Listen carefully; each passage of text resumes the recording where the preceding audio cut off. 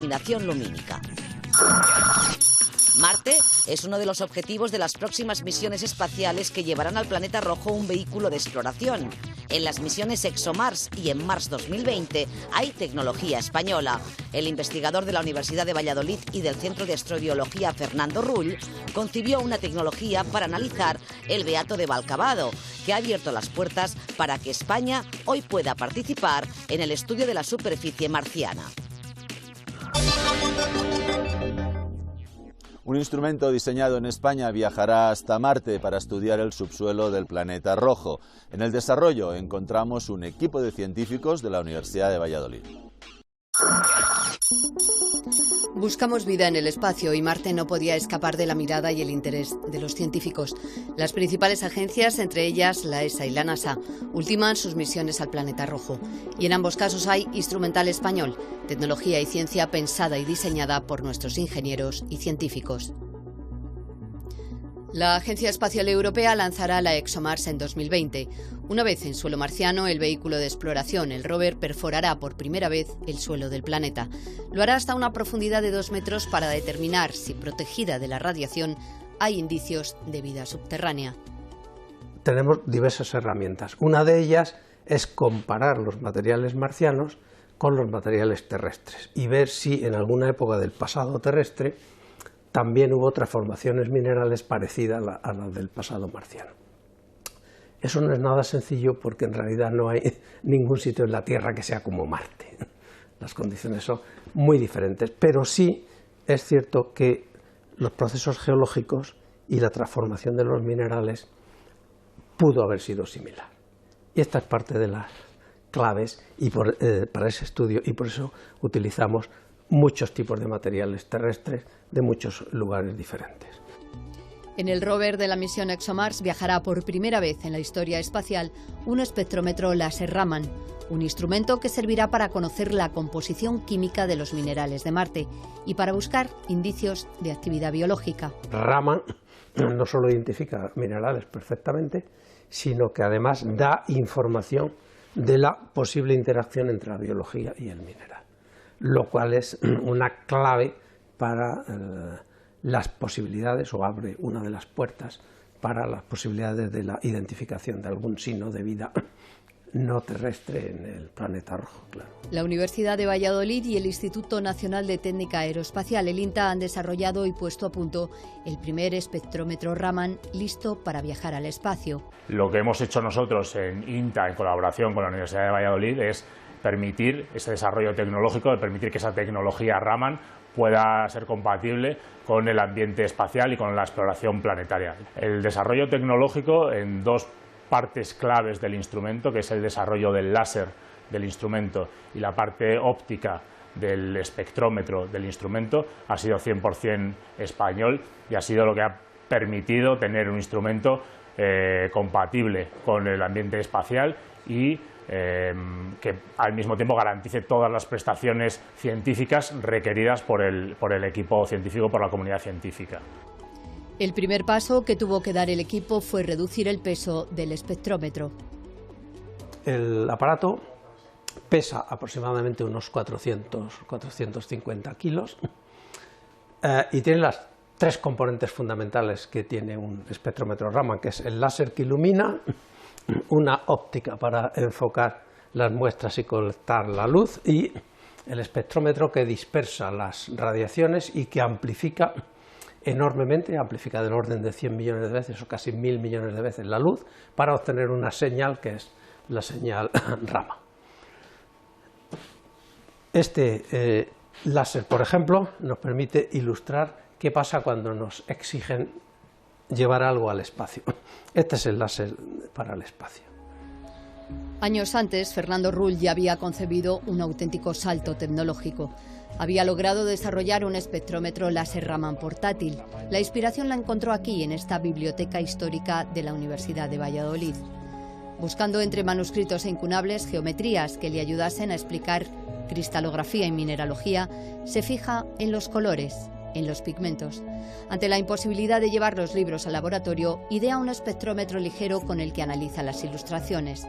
Y por primera vez estas miniaturas comienzan a ser estudiadas con esta técnica fotónica, que sin tocarla siquiera permite obtener todos sus datos químicos y estructurales.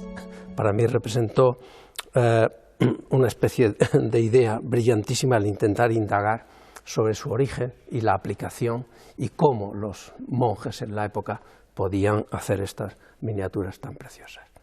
Pero para eso necesitábamos instrumentos, porque esto no se puede sacar de aquí. Y los instrumentos de la época eran tan grandes, tan voluminosos, que tampoco podían entrar aquí. En algunos casos vimos que parte de los minerales se aplicaban tal cual, y en otras partes, en páginas posteriores, vimos que esos minerales se aplicaban de manera conjunta para obtener mezclas de color, que fue para mí uno de los grandes descubrimientos que hicimos aquí. Y como Umberto Eco en su novela El nombre de la rosa comprueba que los pigmentos fabricados por los monjes son venenos: sulfuro de arsénico, sulfuro de mercurio, carbonato de plomo, hidróxido de cobre. Vimos que los colores verdes en algunas páginas se aplicaban utilizando un pigmento que se llama verdigris, que es un cardenillo, que es también muy tóxico, ¿de acuerdo? Y, para sorpresa nuestra, en algunas páginas aplicaba una mezcla de amarillo y azul. Esto fue una enorme sorpresa porque pensábamos que en esa época solo manejaban el verde. Gracias a aquel instrumento portátil, Fernando Rull ha podido llevar la ciencia donde la investigación del arte, del patrimonio le ha reclamado. Con su espectrómetro Raman ha estudiado los bisontes de la cueva de Altamira y ha colaborado en averiguar que detrás del deterioro del trasaltar de la Catedral de Burgos no solo hay filtración de humedades desde el subsuelo, también nitratos procedentes de los enterramientos. Tuvimos que hacer estudios complementarios, en particular isotópicos, y pudimos al final detectar que gran parte de la contaminación venía de estos restos orgánicos, que por capilaridad, al estar en contacto con la capa freática, al estar en contacto con la humedad en la base de la catedral, entran en el ciclo de la disolución y la recristalización de estas sales, de estos nitratos, y van produciendo microdeterioros en los capilares que se convierten en macrodeterioros porque la piedra se cae.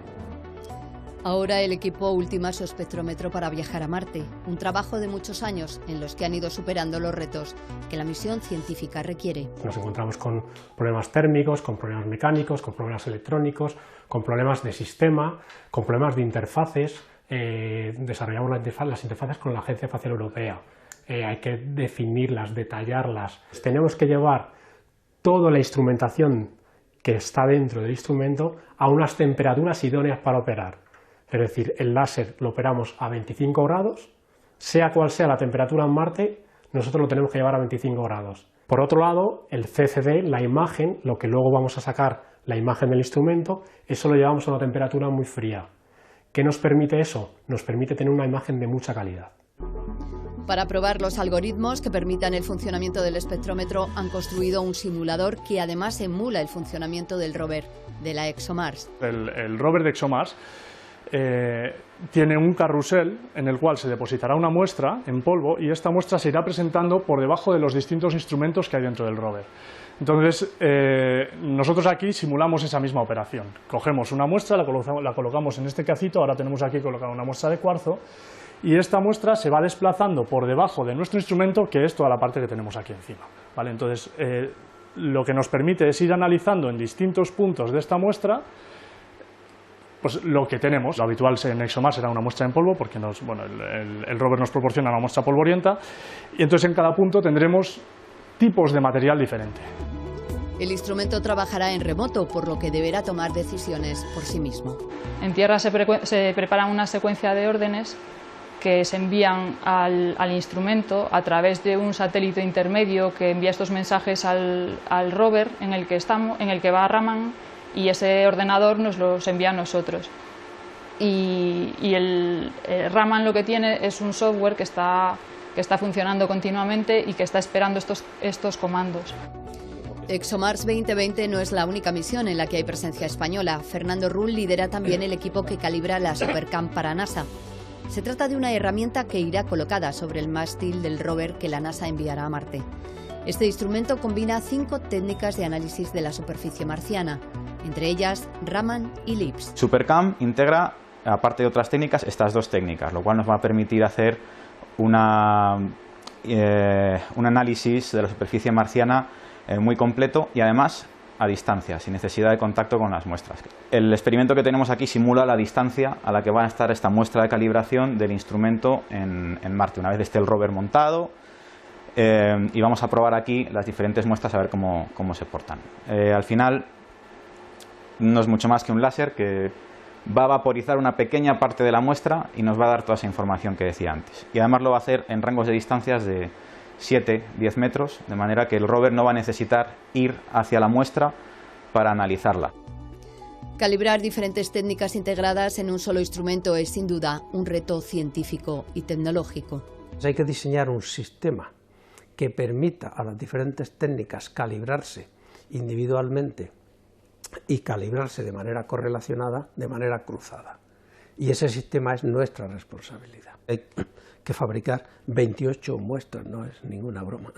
28 muestras, cada una con una composición química definida, una estructura definida, para que las distintas técnicas, observando las mismas muestras, digan de manera coordinada o correlacionada qué información suministra y se puedan calibrar. Pues esas 28 muestras metidas en un portamuestras especial con unos sistemas de fijación especiales, pues es nuestro reto tecnológico en la misión de NASA.